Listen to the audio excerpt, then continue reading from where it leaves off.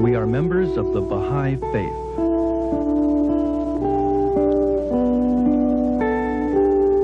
We believe in the unity of mankind.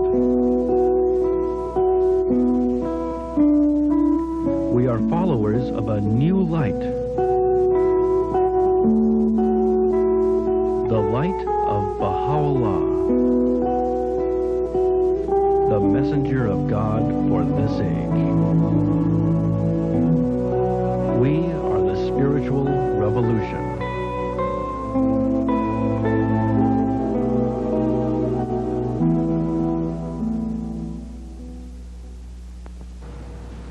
For many religions, the year 1844 was of special significance, for in that year certain Christians were awaiting the return of Christ, and for Muslims, the promised Qaim. Religious history is replete with prophecies foretelling the coming of the next manifestation of God, and it's absolutely fascinating to learn that Native Americans have religious prophecies foretelling of the coming of Baha'u'llah, the prophet founder of the Baha'i faith. Here to tell us about some of these prophecies are Martha Minnie Gray Horses from Alberta, Canada, a member of the Blackfoot Confederacy. And Lee Brown, a Cherokee who has lived in Seattle, Washington for the past 12 years. I'm Sharon Monka. And I'm John Cavlin. Welcome to the Spiritual Revolution. And welcome, you two. Thank you. Thank you. Very happy to have you here. Could you tell us, are there certain prophecies which are perhaps shared by a large number of Indian tribes? There are a few prophecies that appear again and again throughout North and South America. Mm-hmm. One of the most common ones is the prophecy of the eagle landing on the moon. Oh. It was prophesied among many tribes that if any of the four brothers and sisters of mankind, the four races, were to lose their sacred road, that Indians would go through a hard time. And some tribes describe this as a long winter, or some tribes say a long night. Mm-hmm. And it said that the sunrise would come, or the spring would come, when the eagle would fly its highest in the night and land upon the moon. Or some tribes said the eagle would circle the moon and return. So in 1969, when the spaceship landed on the moon and they said the eagle has landed, traditional Indian people throughout North and South America that remembered these prophecies knew that the hardest part that we had to go through was over, and that a new day was about to begin. It's incredible. We're hearing really some of this for the first time. It's absolutely fascinating. Absolutely fascinating. How many of the tribes, Native American tribes, have these prophecies in common? Many of them do. It's amazing that in 1969, how many drastic changes started to happen in the Indian world. Mm-hmm. Just a few of them. One is that the legislation was introduced in the United States Congress to legalize Indian religions, which had been against the law in many states under various state laws. That legislation was signed in 1978 by President Carter, legalizing all Indian religions in the United States for the first time in about 200 years. Mm. One prophecy that is shared by about 70% of the tribes of North America is that a great religion will come which will bring unity to the whole world, and which will bring all the peoples of the earth into one circle. And this symbol that has been waited for many hundreds, maybe thousands of years, is a nine-pointed star. Oh. Many tribes come into the Baha'i faith as a result of the nine-pointed star. Because our symbol is, among others, is a nine-pointed star representing the 9 major faiths under one banner, and it's actually the 3 triangles. The first triangle I see is the Trinity.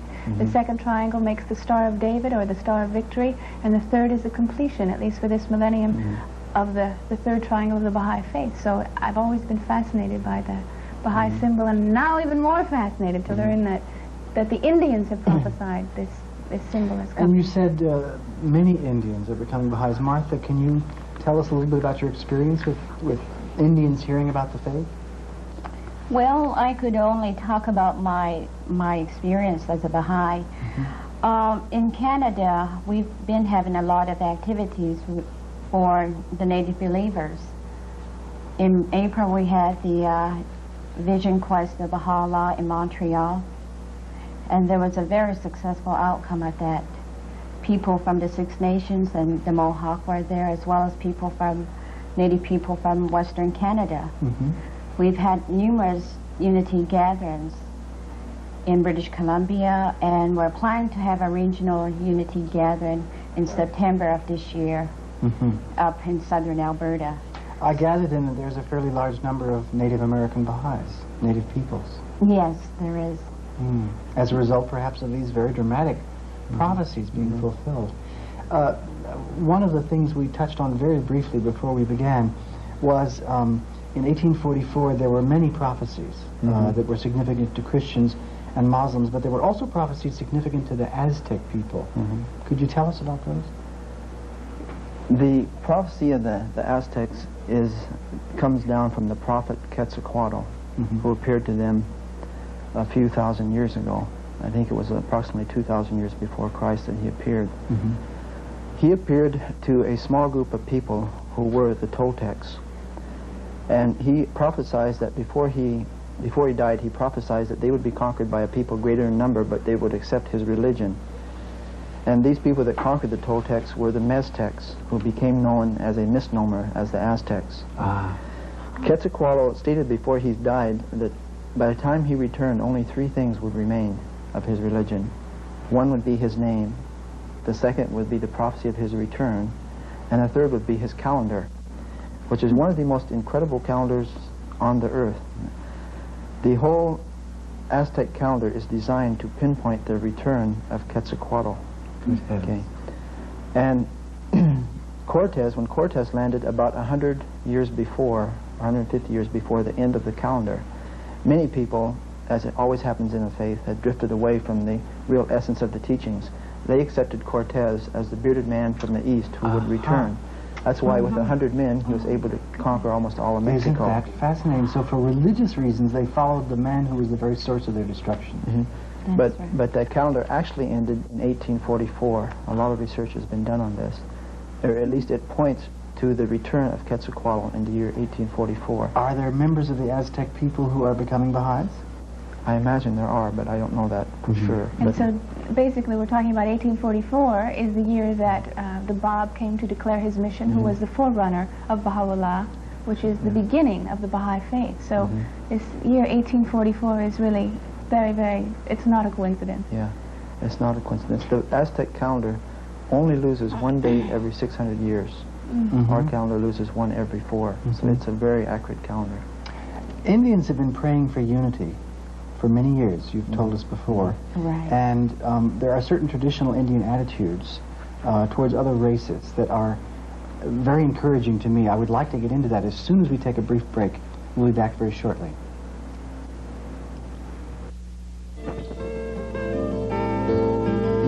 Strong is the light of unity.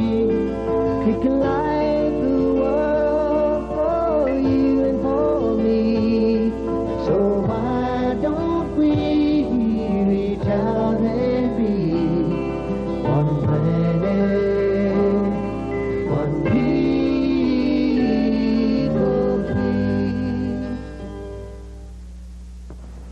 Hello, welcome back.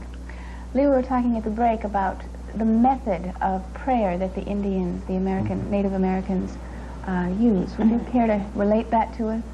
Well, there were many tribes, of course, and many different ways of doing prayers. Before I became a Baha'i, I was involved in native spirituality. And I used to hear the elders pray to the east, where there's a red sunrise for the people of the two turtle continents, or North and South America. To the south, where there's yellow sand in North America for the brothers and sisters of the yellow race of people. To the east, to the west, where there's a blackness of night for the brothers and sisters of the black race of people. And to the north, where there's a white snows for the brothers and sisters of the white race of people. And I used to wonder, one, why they did this after all that has happened here. Yes. And two, how they could really believe that a day of great unity was still to come that had been promised us by our prophets in the past. And of course, when I came in contact with the Baha'i faith, it was the first time that I was able to see some of the real meaning and reasons for some of these old prayers. The elders say that they've been praying like this for thousands of years, long before anybody else came here. They knew there was 4 races. They knew there was 4 colors. They put these into ceremonies to the 4 directions and prayed for this day of unity, even though we might have to go through the long night or the long winter. Eventually, it would come to a point where all the peoples of humanity would gather and the languages of the world would be spoken in the same circle. Thousands of years. And this has been going on. Of course, we've been going to the mountaintop and fasting and praying and developing spirituality for thousands of years. And you find complete comfort, I gather, with Baha'i concepts of prayer and fasting and meditation as a Native American. Yes, I was really turned off to organized religions before the Baha'i faith, and so the first thing I did was go through all the writings to find something that I could disagree with. Somebody does. That's right. And it was just so amazing to me at how much it agreed, how many things I could see in there that I had heard before. What was your reaction? I mean, here, thousands of years of your ancestors praying for unity, and all of a sudden you, a young man, finding the realization of this. I mean, who did you tell? What did you say? I mean, did they believe you when you told them you had found what perhaps can be the fulfillment of all these prophecies? Well, I didn't go out shouting it down the street. I studied it for about 1.5 years, 2 years. And I made a quiet decision and became a Baha'i quietly, actually. I consider it a very personal thing. Okay. I think most people do. Martha, what was your experience hearing about the faith for the first time? Well, I guess I wasn't actually going out and searching for a new religion because Native people, for them, the spirituality is their life. It's an integrated part. It's very much. And I've had a long experience with the Baha'i faith. But like it was an accepted thing for me. And when I heard about it, when I really started to study more seriously the faith, one of the things that kept coming to my mind over and over again was, how can I relate this to my elders? And I went through a long period of thinking about how I could relate this new faith to my elders. Finally, one day I went back home to the reserve, and I asked a Baha'i member of the LSA, The local assembly. local spiritual assembly, I asked him, tell me, who are the elders that are Baha'is? And I was really, really surprised and very much touched that the elders that raised me, who were my teachers, my grandmothers and my grandfathers, were Baha'is. They didn't speak English, so they were not able to tell me about the Baha'i faith. Isn't that something? Now, also earlier you were talking about prophecies, and some of the great prophecies by some of the more well-known members of the Native You talked about Diganawida, who formed the Iroquois nation. Could you tell us a little bit about that? Diganawida was one of the prophets for the Iroquois Confederacy, and he came a long time ago, way before Columbus came to North America, and he founded the League of Nations for the Iroquois Confederacy. And when Columbus landed, that was the only democratic form of government on earth. But he also brought the teaching of the great white roots of peace. The great white roots of peace. Of peace, and he talked about this tree of life, which is very similar to the Baha'i faith. Yes. The tree of life. A lot of imagery about the tree of life. That's right. And what is this great white root of peace? The Ganawida appeared to the Iroquois people at a time when they were bitterly divided, with the neighboring tribes. And he brought to them a great law of peace, which united them into the Six Nation Confederacy, upon which the United States Constitution is based. And in his great law of peace, he talked about the white roots of peace and the tree of life.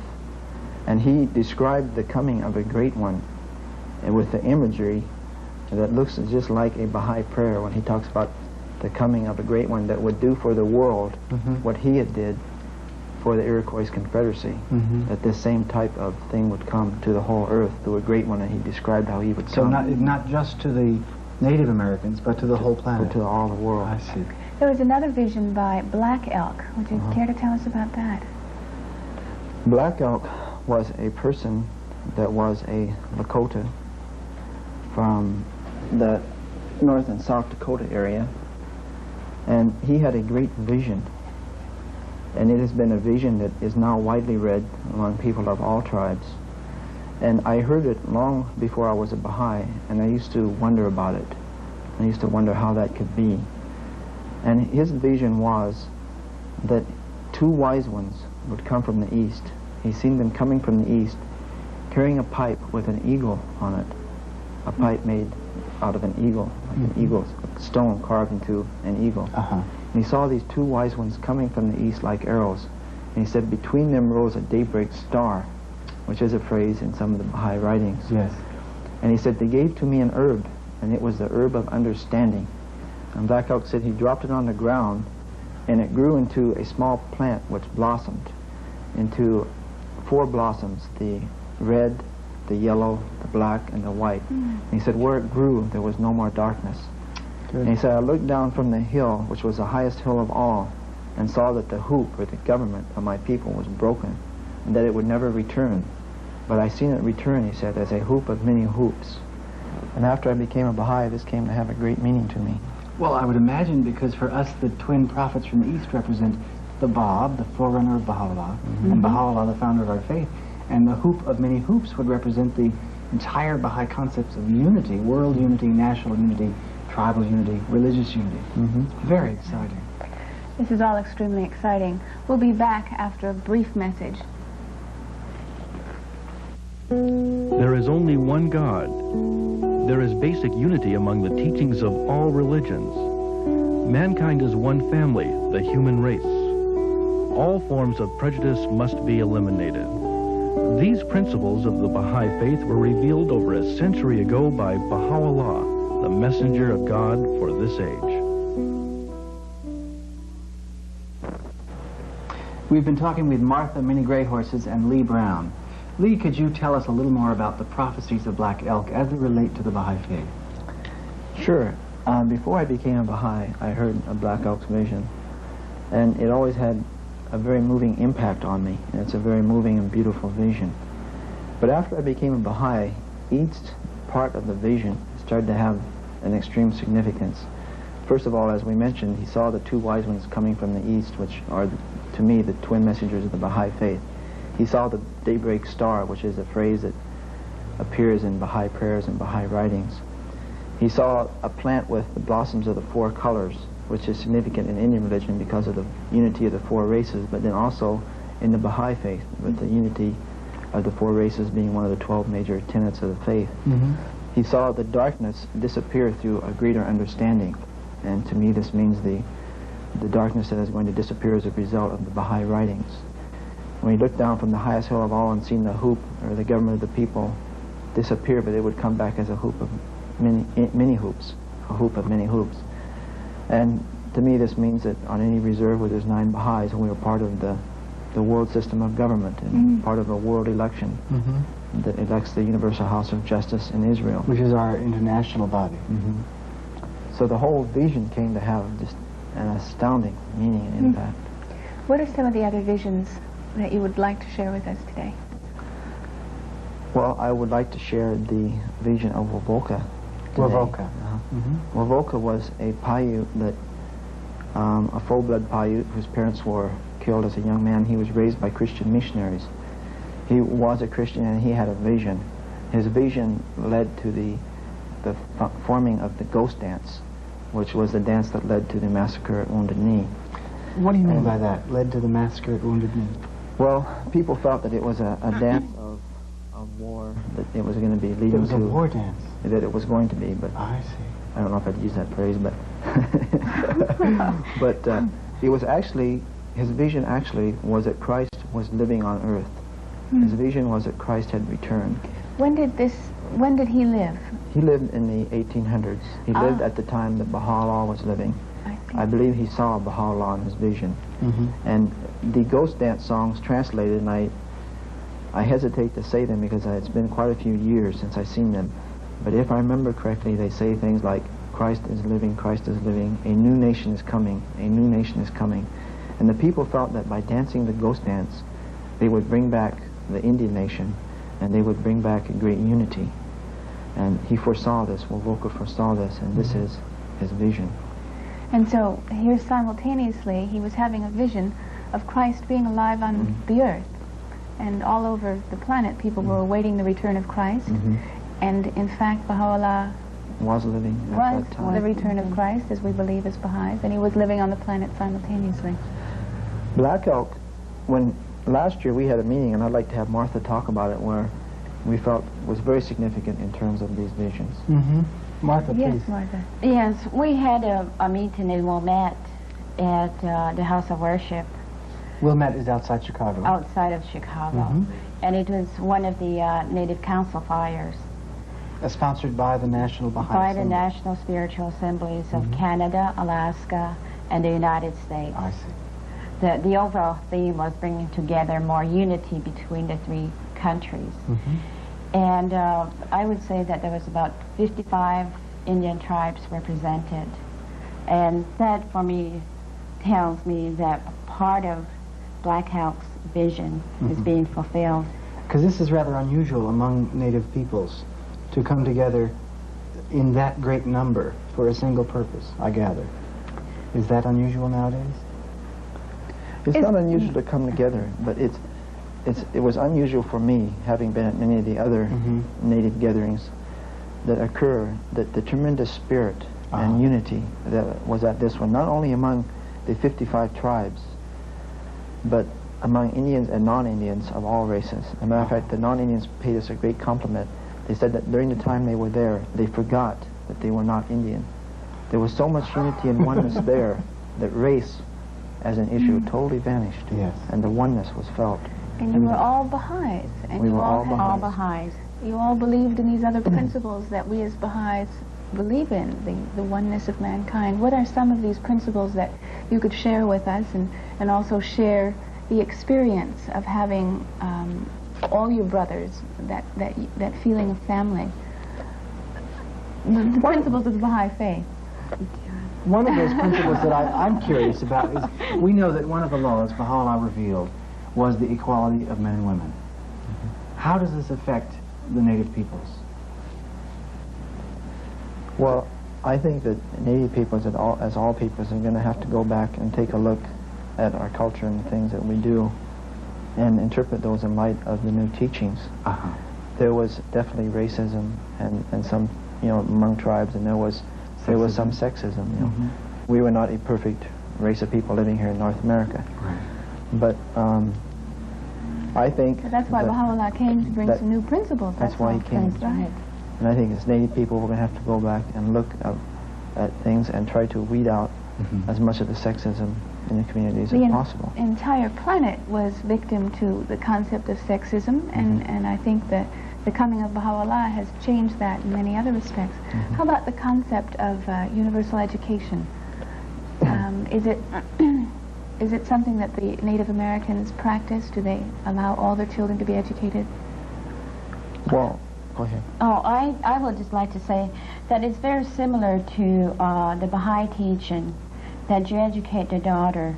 And because the daughter is sort of like the mother of the tribe or the nation, and this is very similar to my tribe in particular, because, like the daughter child will raise the tribe of nation.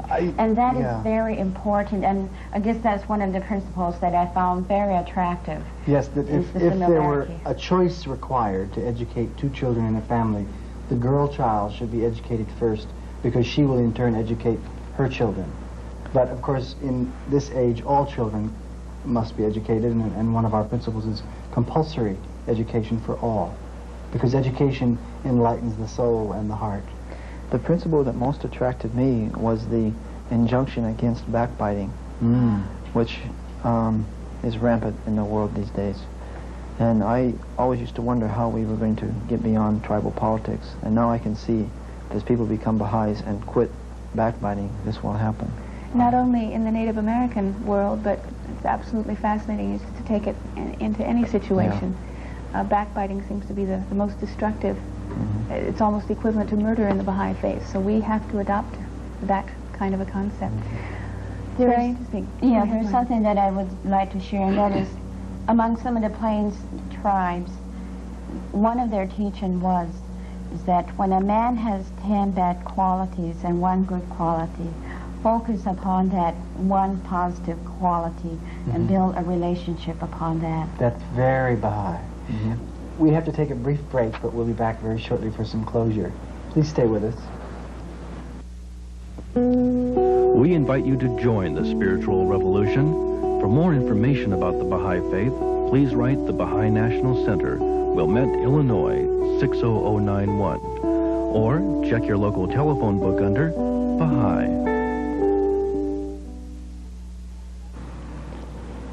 Hello and welcome back. We were talking at the break, Martha, about this wonderful gathering that's going to be taking place. It's the Continental Indigenous Council. And from what I understand, it's going to be the first largest gathering of Native Americans, Native American Baha'is in Baha'i history. Could you tell us something about that? Yes. We're planning the Continental Indigenous Baha'i Council Fire for July of '82. And it will be held in Canada on my reserve, the Blood Indian Reserve, which is the largest reserve in Canada. And it will be the very first time for the Native people to sponsor such a gathering like this right on Native land, and to be sponsored by a local spiritually assembled right on the reserve. We're expecting many of the Native believers from Alaska, Canada, the United States, as well as Mexico and Central America. Wow. And we're expecting anywhere from 6,000 to 10,000 people. So it's going to be quite a tremendous gathering. And we're hoping that we could sort of generate the same kind of spirituality that we experienced in Wilmette. There's going to be a number of people coming in to talk to us on certain topics. And then, of course, we're going to have our social gathering, our powwows, and right on the reserve. Lee, we have just about 30 seconds left. Do you have any closing thoughts? I remember the words of one of my spiritual teachers before I was a Baha'i, and he said that in this day it's great to be alive, just to witness what is happening. And he was not a Baha'i, but now as a Baha'i I feel that that's really true. It's really great to be living at the time of the fulfillment and to be what our grandfathers prayed for. How exciting. Yeah, it's like what we said in the beginning. It's the most exciting thing to have all the fulfillment of these prophecies happen while you're alive. Thank you both for joining us. Thank you for joining us in the spiritual revolution.